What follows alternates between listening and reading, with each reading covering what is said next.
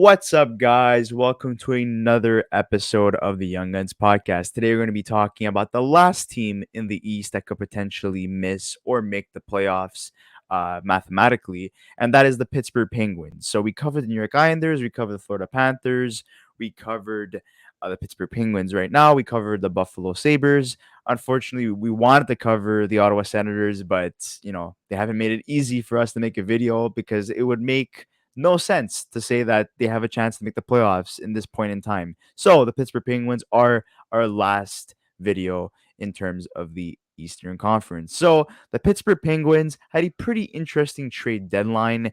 Um, you know, a lot of fans were not satisfied with their moves, and one of the moves they made, Nick Bonino, is out for a significant amount of time. So that basically is erased, and you just really have Mikael Granlund at this point in terms of offense that's on the team. Teddy Bluger was traded to the Vegas Golden Knights, and they added Dmitry Kulikov on defense, but they didn't really have the craziest trade deadline. Um, and this is the case now where they're battling for a playoff spot, either for the first position in the wild card race or the second position in the wild card race. So we'll see what happens there. As of right now, it's really, really tight between the Islanders, Panthers, and Penguins. And I do believe that if the Penguins do not continue to do great, they will miss the playoffs. And we know how it is. When Washington makes the playoffs, the Penguins always make the playoffs. When the Capitals don't make the playoffs, the Penguins don't make the playoffs. So I wouldn't be too surprised if the Penguins miss the playoffs because that's just how it is. No Ovi, no Crosby, essentially. But we'll see what happens in terms of their chances. But let's take a little bit of a look at their forward core, their defensive core, and their goaltending situation. Is this a team that you believe will make the playoffs? Look, I've said this for a long time, and anyone who's watched the channel or who knows me personally has always known that I don't bet against Sidney Crosby ever, regardless of how old he is, regardless of what team he plays for, because at the end of the day, Sidney Crosby is still Sidney Crosby. However, looking at Pittsburgh and looking at their team, we've been talking about the same story with Pittsburgh for the last, I would say, 3-4 years, where this is a team that I think every single year they say, okay, this is the last run, last run, last run. Then they end up going to the playoffs. They end up getting eliminated in the first or second round, and they're like, oh, okay, next year is going to be the year. And I just think that, honestly speaking, I look at this Penguins team and I look at the way they've played this season, and I haven't been that impressed. Like, I know their record isn't terrible, and they've played some good hockey this season. They've also had some hockey that they haven't played great lately either. But the record is 34, 25, and 10. I look at this as like this is a team that's lost more games than they won this season. And I think, to be honest, to me, I think that's a big concern for a team like Pittsburgh, especially with how good their team is and their top six is with Raquel, Rust, Malkin, Crosby, Gensel, and Zucker, that they should be better than what they are. I think I look at Pittsburgh, honestly, and I just think to myself, I think their window is done in terms of being competitive. I think they should have followed a lot of what Washington did this trade deadline and moved a lot of assets and got younger, which is what Washington did. And I just don't think that Pittsburgh are necessarily there in the playoffs where they have to go and make a move like that and be able to make the playoffs and be competitive. I think that they're off the pace of that. I think they've kind of lost their fear. You know how, like, every single year we talk about the Pittsburgh Penguins and we're like, oh, okay, they're going to be a scary team and they're a tough team. I just don't think this year is that year, right? And although, look, like, if we look at some of their personal stats, they're 16th in the league in goals for, they're 18th in the league in goals against. They're mediocre. Pittsburgh is in the mediocre category if you look at goals for and goals against. And I know Tristan Jarry's had a good season in terms of stats wise, 20 wins, 9 losses, 6 overtime losses. DeSmith hasn't been the best, 13 wins, 14 losses. Jarry's dealt with some injuries as well. To me, I don't think Pittsburgh is there this season. I think they're going to make the playoffs. I think barely they're going to make the playoffs, but they're going to make it. But I just don't think they're going to do much in the playoffs. And I think that a lot of that has to do with the fact that, look, they've got 4 guys on defense injured, right? Marcus Pedersen's out, Petrie's out, Jan Ruda's out, Kulikov's out. And two of these guys that are injured are guys that they brought in at the deadline. I think that that's going to hurt them going into the playoffs. But not only that, like I said before, they weren't impressive before this, anyways. Even before they added guys to the deadline, I didn't understand the Mikael Granlund move. I didn't understand, a lot of the moves that they made, and I just don't think that they necessarily got better, right, with the moves that they made. So I think if you're asking me if I think Pittsburgh's going to make the playoffs, like I said, I wouldn't bet against Sidney Crosby. I think they will. Will they go far in the playoffs? I'm not optimistic on it. And I'm not a big fan of their goaltending either. I'm not a big fan of Jarry. I'm not a big fan of the Smith. I don't think either of them can carry the load for Pittsburgh. And I look at their, next couple of games here going into the season, going into the end of the season here. I mean, they're playing Ottawa, which is a tough team. They're already on a 3-game losing streak, right? They lost 6-4 to the Canadiens, 4-2 to the Rangers, and then 6-0 to the Rangers, which I think is a big problem. Then they play Ottawa, and then they play Colorado as well, and then they play Dallas, and then they play Washington, and then they play Detroit, and then Nashville. There's a lot of tough.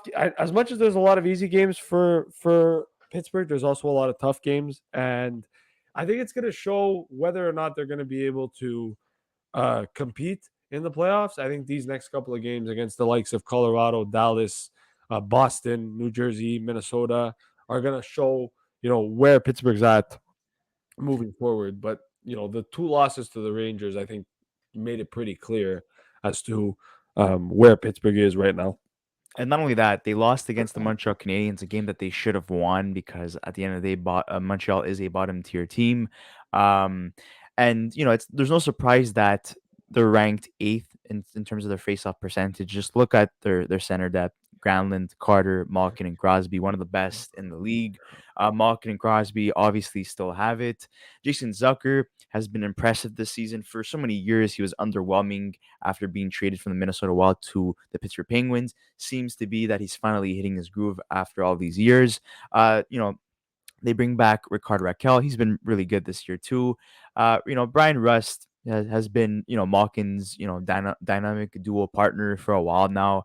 And then, the bottom six, not too crazy about it, to be honest with you. But, in terms of their defense, I think what killed them this year is getting rid of Mike Matheson and John Marino.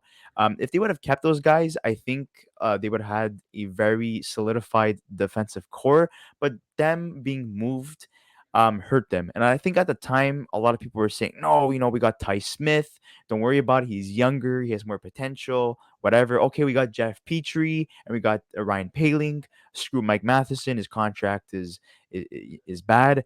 But look how Mike Matheson has been playing for the Montreal Canadiens. He's arguably their best defenseman there. And look how John Marino, one of the most underrated defensemen in the league, and is a big reason why New Jersey Devils are one of the best teams in the league this year. And the New Jersey Devil fans are laughing right now about how that trade came to be. And same thing with the Montreal Canadiens. Both fan bases love their new players. And I think the Pittsburgh Penguin fans are starting to understand how important those two players were And to the Pittsburgh Penguins. And one thing that we can talk about Pittsburgh too is, you look at Sidney Crosby, you look at Evgeny Malkin, 83 points for Crosby, 29 goals, 54 assists in 69 games. Sidney Crosby, Sidney Crosby. Evgeny Malkin, 24 goals, 48 assists, 72 points, 69 games, more than a point per game player. And then you got Jay Gensel, who's got 30 goals, 32 assists, 62 points, 65 games. After that, it falls off, right? Rickard Raquel's got 49 points in 69 games. Zucker's got 42, and Brian Russ has only got 38. To me, a lot of the problems with Pittsburgh is that they don't have depth. And they don't have depth on their team or depth that's played well on their team or depth that's shown that they're capable of doing it. They got rid of Kasperi Kapanen, who had 20 points in 43 games, right? And that's top 10. That's 11th on the team.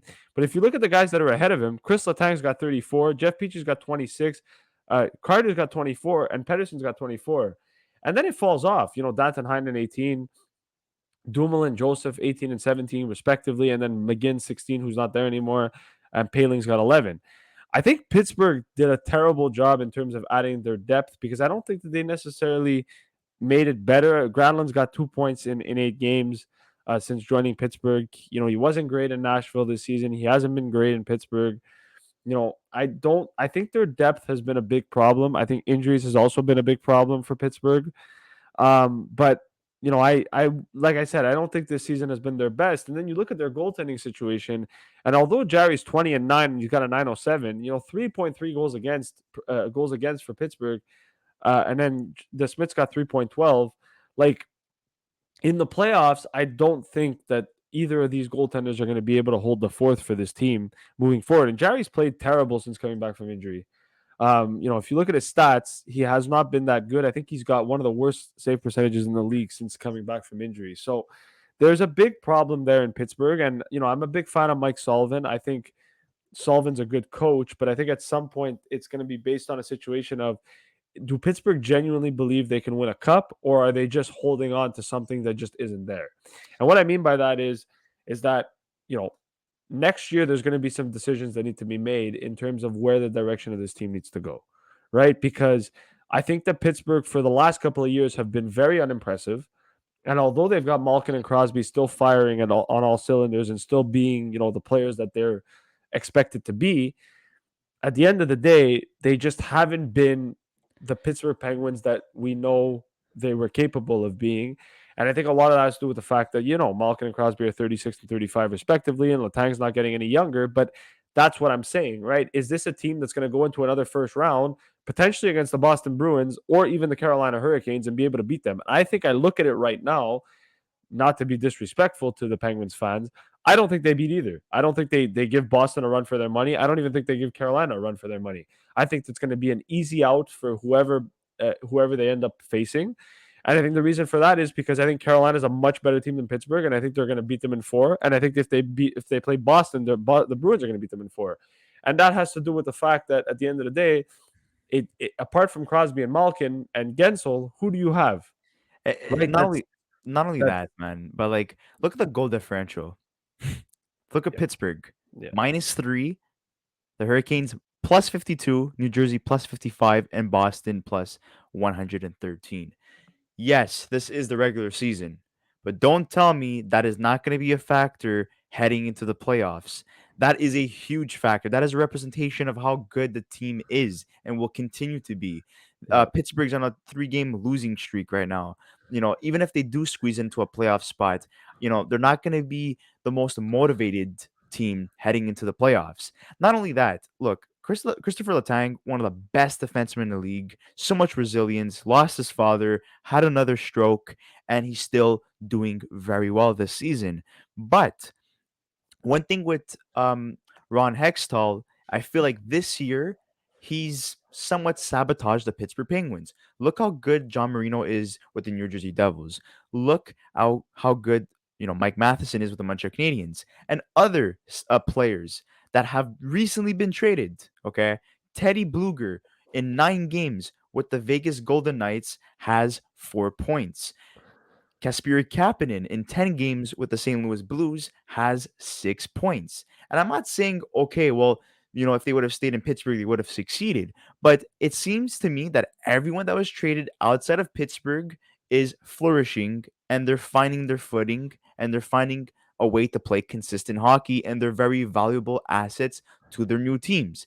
So, was there a problem in terms of development towards some of those players, or was there, miscommunication in terms of how they value those players Well, moving forward? And I think that really hurts the Pittsburgh Penguins from the start of the season up until now.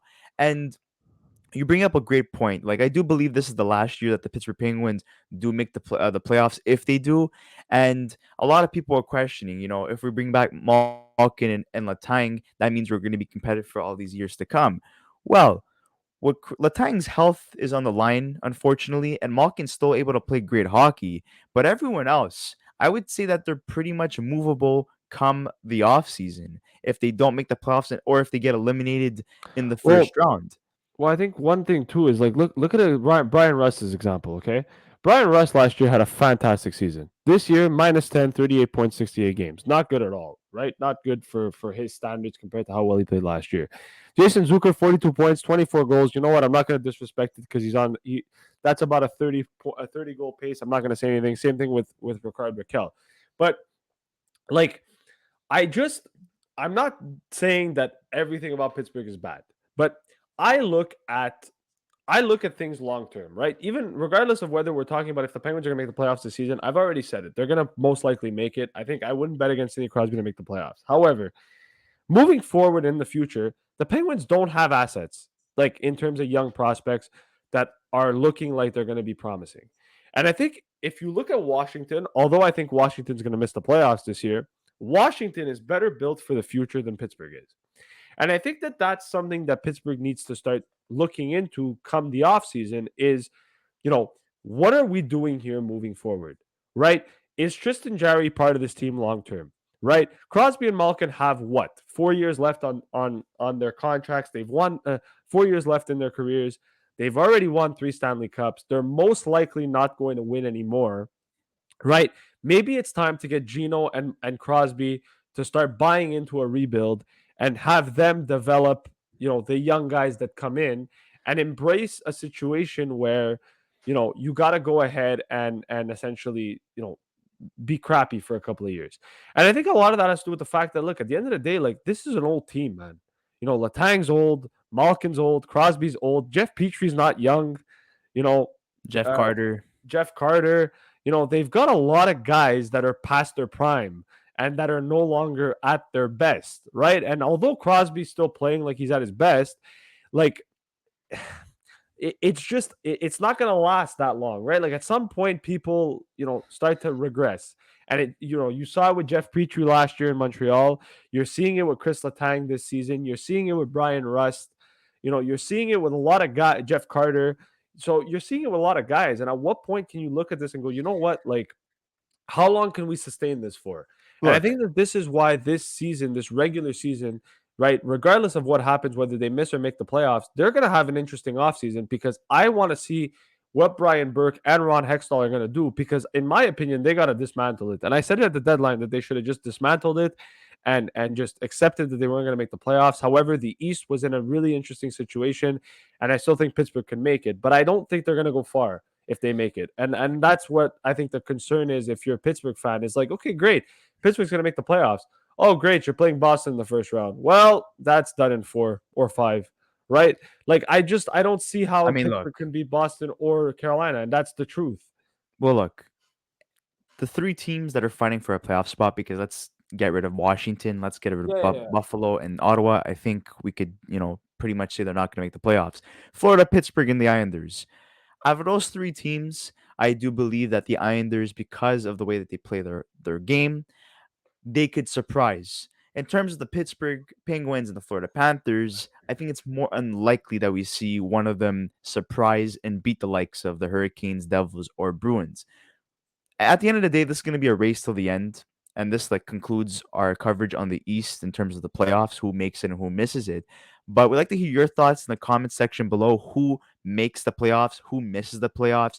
What matchup is the ideal matchup for the Pittsburgh Penguins in this scenario? And is this the last time we'll see the Penguins make the playoffs in, for at least a couple more years? We'll see maybe a rebuild. We'd like to hear your thoughts on that too, in terms of what type of offseason we might see with Hextall and Sullivan at the helm of this Pittsburgh Penguins team. What do they do moving forward?